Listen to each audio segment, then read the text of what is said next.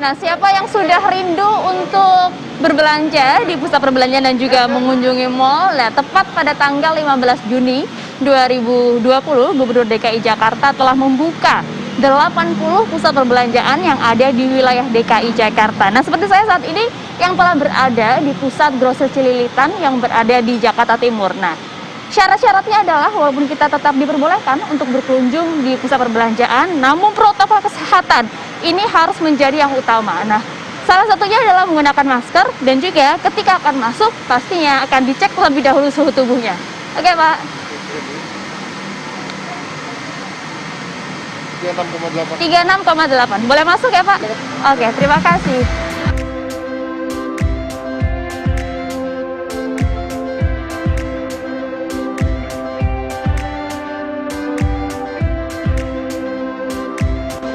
Nah, beberapa tenan hampir 50 hingga 70% di PGC ini sudah dibuka. Beberapa tenan lainnya masih mempersiapkan diri guna menghadapi dibuka kembalinya sejumlah mal di DKI Jakarta dan juga penerapan protokol kesehatan mereka. Tidak hanya bagi para tenan saja, tapi juga bagi para pengunjung yang nantinya akan datang ke tenan mereka. Nah, sebenarnya seperti apa sih protokol yang juga diterapkan oleh para tenan ini? Kami akan juga mengajak Anda untuk berbincang langsung dengan salah satu pengelola di tenan ini. Halo, Mbak, dengan Mbak siapa? Mbak Lala. Mbak Lala.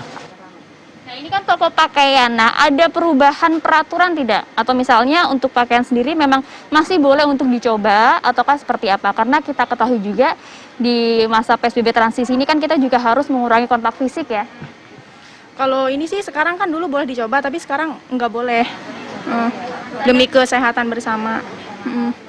Ya. Oke, terima kasih banyak Mbak Lala informasinya. Nah, protokol kesehatan masih menjadi kunci, yaitu untuk di sini sendiri penggunaan masker, kemudian juga menjaga jarak antara satu dengan yang lainnya, serta pengecekan suhu tubuh pada saat akan memasuki pusat grosir Cililitan ataupun PGC. Nah, kemudian bagaimana respon dari para pengunjung yang kemudian sudah lega bisa kembali lagi berbelanja dan juga mengunjungi pusat perbelanjaan?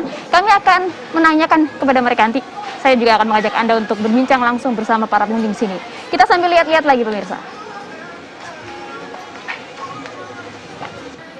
Nah, memang ada beberapa pengunjung yang memang sudah kemudian kembali lagi untuk mengunjungi beberapa pusat perbelanjaan dan juga mall begitu. Namun memang kalau kita lihat tidak sepadat biasanya karena pusat grosir Cililitan ini pada hari-hari normal sebelum pandemi corona pemirsa dapat dikatakan cukup padat begitu. Karena memang ini memang merupakan salah satu pusat perbelanjaan dengan menjual berbagai macam jenis barang gitu ya. Kita akan tanyakan ya, penasaran sebenarnya protokol kesehatannya ini sudah diterapkan dengan cukup baik atau seperti apa? Permisi Ibu, dengan Ibu siapa? Ibu Sofiani. Ibu, ini tadi memang untuk memilih ke PGC setelah dibuka kembali kenapa Bu? Memang ada tujuan tertentu kah atau seperti apa? Ya ada tujuan tertentu sih untuk udah lama karena saya udah 3 bulan kayaknya sih untuk di rumah. Kalau untuk dari pihak pengelola mallnya sendiri, menurut Ibu sudah cukup ketat nggak peraturan-peraturannya? Kayaknya kurang deh, cuci tangan doang di depan. Nah, kalau untuk Ibu sendiri nih, antisipasi, kita ketahui memang tingkat kasus di DKI Jakarta juga masih cukup tinggi, lebih dari 100 kasus gitu. Ibu kemudian sudah bosan di rumah, pengen ke mall gitu. Nah, antisipasinya seperti apa Bu, beraktivitas di luar rumah? Ya jaga-jaga diri aja sendiri, gimana ketentuan mal-mal yang itu yang ada. Jadi mematuhi protokol kesehatan yang ada begitu ya Bu ya. Oke, terima kasih banyak Ibu Sofi. Nah, itu tadi salah satu keterangan dari salah satu pengunjung yang ada di sini. Nah, seperti apa sebenarnya protokol kesehatan yang diterapkan di PGC dan juga sudah ada berapa tenan yang dibuka pada hari ini? Kita akan mengajak Anda untuk berbincang langsung dengan General Manager dari PGC, ada Bapak Akub Sudarso. Halo Bapak, apa kabar Pak? Baik, Alhamdulillah. Nah, ini hari ini sudah dibuka mal-mal di seluruh DKI Jakarta. Untuk di PGC sendiri sudah ada berapa tenan Pak yang dibuka ataukah memang seluruhnya sudah bersama-sama membuka tenan mereka? Baik, terima kasih ya. Kami sudah memberitahuan kepada mereka untuk siap buka kembali di tanggal ini, hari ini, 15 Juni. Tapi masih ada beberapa tenan kami yang memang masih persiapan, ada juga mungkin karyawannya masih di kampung atau di mana. Kami perkirakan yang buka kurang lebih 60%-an lah pada hari ini. Juga ada sanksi, mungkin kita bisa sambil jalan sejenak ya Pak, sambil juga melihat beberapa toko yang sudah buka di sini. Nah, sanksi tegas sudah diberlakukan. Nah, bagaimana untuk mengantisipasi kerumunan yang mungkin ada di dalam? Karena untuk diketahui juga kapasitasnya kan tidak 100% ya Pak ya. Tapi bagaimana nanti jika memang pembludakan dari pengunjung ini masuk ke dalam PGC, karena kita ketahui juga Pusat Grosir Cililitan ini juga menjadi salah satu pusat perbelanjaan yang cukup ramai begitu ya Pak untuk dikunjungi oleh pengunjung. Ya. Untuk antisipasi penumpukan pengunjung tentunya di masing-masing seluruh pintu ada counter number. Di situ menunjukkan jumlah pengunjung. Kalau biasanya dalam keadaan normal di luar bulan puasa pengunjung kurang lebih 100.000. Sekarang kapasitas mendekati 50.000, mungkin kita akan stop. Ya tentunya agar tidak terjadi penumpukan dan akan melanggar adanya protokol kesehatan tadi. Jadi ya terus terang ya di situ. Keduanya selain itu kami juga memang menyiapkan pos pantau dan ruang isolasi. Kalau ada orang terindikasi sakit apapun kita di Padang Bulu, kita akan raih, kita akan bawa ke ruang isolasi. Kemudian apabila penyakitnya menambah parah, kita akan panggil medis. Rekomendasi dari pihak medis itu bawa kemana, tentu menjadi kewenangan mereka. Yang jelas kami sudah siapkan semuanya, termasuk ruang nanti pada saat dia akan dikarantinakan kemana. Jadi sudah beberapa aturan sudah diterapkan dan juga sudah disosialisasikan kepada beberapa tenan. Terima kasih banyak Pak Akul Sudarso atas waktunya bersama kami di TV1. Terima kasih Pak. Saya izin lihat-lihat lagi ya Pak ya. Oke. Nah itu tadi perbincangan kami dengan General Manager dari pihak Pusat Grosir Cililitan ataupun PGC. Beberapa aturan tadi sudah disampaikan, sanksi tegas pun bagi tiap tenan yang juga melanggar juga sudah disosialisasikan. Nah, sebagian besar dari mereka mengatakan memang protokol kesehatan dasar seperti penggunaan masker, kemudian pengecekan suhu tubuh dan juga penggunaan hand sanitizer ini memang sudah diterapkan. Namun kesadaran dari masyarakatnya sendiri atau dari pengunjungnya sendiri untuk terus menjaga kesehatan juga menjaga jarak ini juga perlu diperhatikan. Nah, saat ini itu tadi perjalanan kita di pusat perbelanjaan yang memang cukup padat di pusat perbelanjaan grosir. Nah, bagaimanakah dengan di mal-mal besar? Apakah protokol kesehatannya sama? Apakah hal-hal yang diterapkannya juga sama? Nah, kami akan mengajak Anda nanti usai jeda pemirsa tetap di Kabar Siang.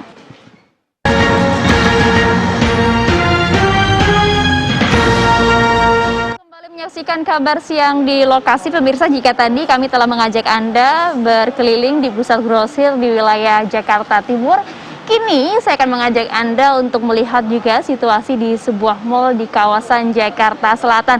Saat ini saya berada di Gandaria City. Nah, untuk memasuki Mall Gandaria City ternyata kita harus melalui scan barcode terlebih dahulu sebagai tanda masuk. Nah, ini saya akan mencoba untuk melakukan scan barcode di sini ya. Hanya cukup membuka kamera dan kemudian mengklik website yang ada di atas dan langsung muncul Welcome Pass Gandaria City. Nah, setelah kita men-scan barcode melalui handphone pribadi kita akan melewati metal detector terlebih dahulu untuk mengecek bahwa memang pada saat kita memasuki sebuah mall, kita sama sekali tidak membawa benda-benda tajam ataupun benda-benda yang dilarang untuk dibawa saat memasuki pusat perbelanjaan. Setelah itu kita diwajibkan untuk memakai hand sanitizer secara otomatis. Jadi memang mengurangi kontak fisik. Ini salah satunya dengan hand sanitizer yang tanpa disentuh. Nah, cukup menggunakan scan seperti ini, kemudian kita harus mencuci tangan secara bersih.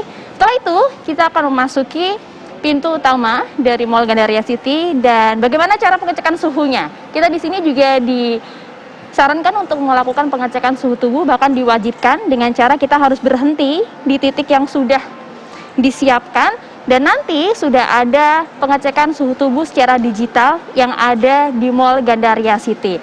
Nah, kemudian nantinya scan barcode yang kita lakukan di awal tadi berfungsi untuk secara langsung menghitung ada berapa jumlah orang yang kemudian berada di satu mall. Seberapa efektifkah ini dan juga bagaimana kemudian cara menghitungnya secara real time, kita akan mengajak Anda untuk berbincang langsung bersama Stefanus Ridwan selaku Ketua Umum dari Asosiasi Pusat Perbelanjaan Indonesia. Selamat siang, Bapak. Selamat siang. Nah, Bapak, ini tadi kita diwajibkan untuk melakukan scan barcode ya Pak Ridwan ya. Nah, itu sebenarnya fungsinya untuk apa sih Pak? Sebenarnya fungsinya untuk mengetahui jumlah yang masuk berapa, yang ada di dalam berapa, dan yang sudah keluar berapa. Nah, untuk cara pengecekan pemantauannya itu seperti apa Pak? Apakah itu juga cukup akurat untuk dilihat Otomatis. data keluar masuknya? Real time banget. Real time banget. Ya, jadi seperti ini nanti. Ini bisa diperlihatkan ya Pak? Ya. Oke. Nanti kalau ada yang masuk, dia langsung masuk tuh tambah langsung. Ini jumlah yang di dalamnya Ya. ada berapa? Berkurang Dan- tentu saja ya, Pak? ya, Kita berkurang, saksikan Yatin.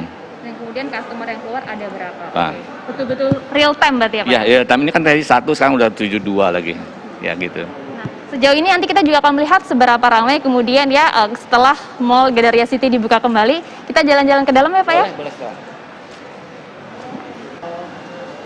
Nah, ini saat ini kita juga sudah berada di dalam, pemirsa, di dalam Gandaria City. Nampaknya juga ada batas-batas di tengah-tengah jalan ini untuk apa ya Pak?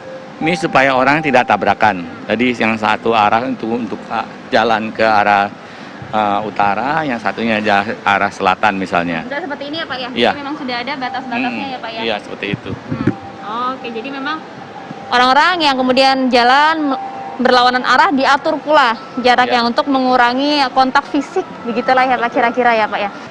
Pak Ridwan ini kan juga selaku Ketua Umum dari Asosiasi Pengelola Pusat Perbelanjaan Indonesia ya, Pak, seluruh Indonesia. Nah, khusus di DKI sendiri, protokol kesehatan yang diatur untuk setiap mall yang buka kembali ini juga Sama. berdasarkan Bapak atau seperti apa?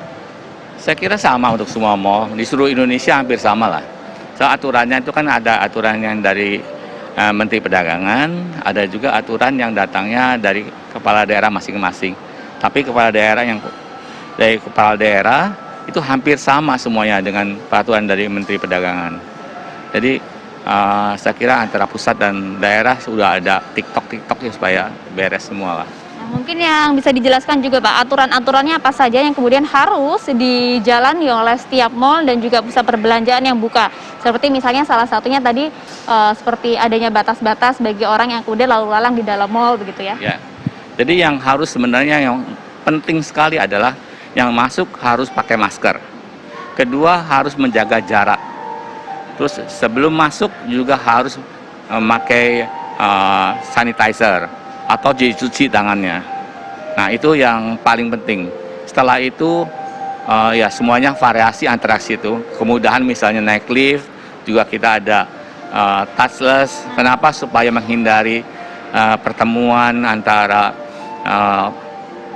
tenan punya badan dengan tombol-tombol kita. Kemudian selain itu juga tadi dikatakan ada lift yang memang biasanya merupakan salah satu tempat untuk berkumpulnya warga. Itu kan kemudian rawan dapat dikatakan ya. Salah satu tadi solusinya kemudian dibikinlah bagaimana lift itu dapat digunakan tanpa menyentuh, gitu ya Pak? Ya, betul. Tanpa menyentuh dan jumlah orang yang masuknya pun ditentukan. Sebab di lantai sudah ditulis bahwa ini boleh berdiri di sini, sedangkan yang sebelahnya tidak boleh, gitu. Itu sudah kita atur. Nah, mungkin Pak Ridwan kita bisa sambil langsung mempraktekkan mungkin ya Pak. Nah, di sini ada tombol lift button yang memang tanpa disentuh begitu ya Pak? Ya, betul. Seperti apa Pak mungkin? Jadi seperti ini, kalau kita mau naik ke atas, Oh, itu naik ke atas, ini oke. berubah jadi hijau. Ini untuk langsung Ya, nge-scan begitu ya Pak ya? Oke. Jadi kalau mau turun, ya pencet yang bawahnya langsung nyala. Kemudian kita tinggal menunggu saja lift itu terbuka secara otomatis begitu ya. Betul. Nah, mungkin nantinya kan ini tidak digunakan di semua mall begitu ataukah seperti apa? Apakah memang disarankan untuk digunakan di semua pusat perbelanjaan? Bukan kewajiban, tapi ini adalah usaha kita untuk menyempurnakan semua SOP yang ada. Jadi mall-mall yang kebetulan masih bisa mendapatkan vendornya dan vendornya masih punya waktu, tentu mereka akan pasang. Tapi ya mungkin juga ada yang begitu banyak mall yang akan buka, begitu banyak lift yang akan dipasang, kan mungkin stoknya juga nggak cukup. Sebab ini penemuan baru ya. Dan yang itu mungkin tunggu beberapa saat lah. Nah, ini sembari kita menunggu nanti liftnya terbuka ya Pak ya. Salah satu tujuan dari pemerintah Provinsi DKI Jakarta untuk membuka kembali keseluruhan mall ini salah satunya kan adalah untuk menggerakkan kembali roda ekonomi, gitu kan ya Pak ya. Nah, sebenarnya seberapa besar sih kontribusi dari dibukanya mall pada saat masa transisi PSBB ini untuk recovery ekonomi di DKI Jakarta? Saya kira untuk Jakarta saja, kita menyelamatkan 160.000 karyawannya di mall. Yang tadinya sudah kerja paruh waktu, yang sudah dirumahkan, bahkan ada sebagian yang sudah di PHK di sana. Dengan dibukanya ini kita berharap mereka bisa kerja kembali, sehingga keuangan mereka bisa pulih kembali. Di samping itu, retailer juga ini kan juga menyerap yang namanya produk-produk dari UMKM, supplier-supplier, ini juga bisa jalan kembali sehingga supplier-supplier itu juga bisa hidup. Dan memang belum tentu mallnya untung, tapi kita lihat sini banyak sekali pihak yang sudah mempunyai harapan baru. Harapan untuk bergairah kembali, harapan untuk ya besok saya tidak usah pusing uang lagi, dan bisnis sudah mulai menggeliat. Dan ini saya harap kelihatan ini akan membangun spirit juga semangat yang kemarin ini sudah putus asa banget kan. Nah ini contohnya sebenarnya seperti ini sudah penuh ya Pak, jadi tidak bisa masuk kembali begitu ya Pak ya. Oke, memang sudah ada batasan-batasan di sana ya.